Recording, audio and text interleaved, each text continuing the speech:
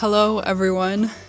This is a very exciting video to make because I'm going to show you a little bit of the process that I've been working on to do a wheelchair distribution here in Iquitos. In November, I went to Camino de Vida church in Lima. This is a church that David and I attended when we lived in Lima. I received the training so that we can do the free wheelchair mission distributions here in Iquitos. We live in what they call one of the provinces of Peru, which is more rural, hard to get to. For example, Iquitos is the largest city in the world that you can't get to by car. You can only get here by a boat or an airplane. So like here in Iquitos and other smaller provinces, they don't have someone that represents Camino de Vida who's had this free wheelchair mission training. So me and several others from different provinces in Peru were able to come together, get the training so that we can do these distributions in our cities without having to have people from Lima come here to assist. So this is really exciting. For me, this was a huge challenge and I was excited to accept it. In our church, Genesis, I am in charge of our nursing ministry. So it made sense for me to be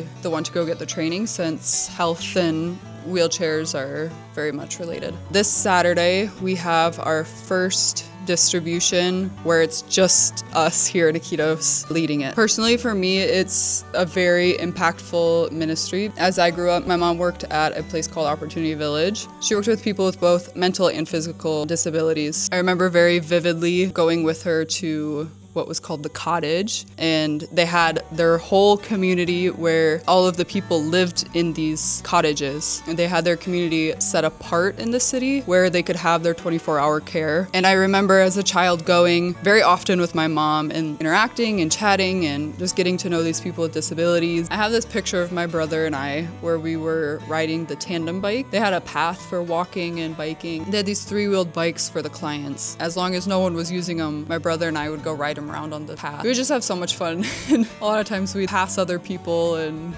just some funny interactions. But I think that's one of the things that gives me a deep love for these people, apart from that being a nurse, of course, and just having that heart of compassion for others. And seeing them in this level of poverty get to receive a free wheelchair, it touches your heart. I went to visit a few of the beneficiaries for this month's distribution. The 3 that I visited had wheelchairs, but they just weren't in good condition.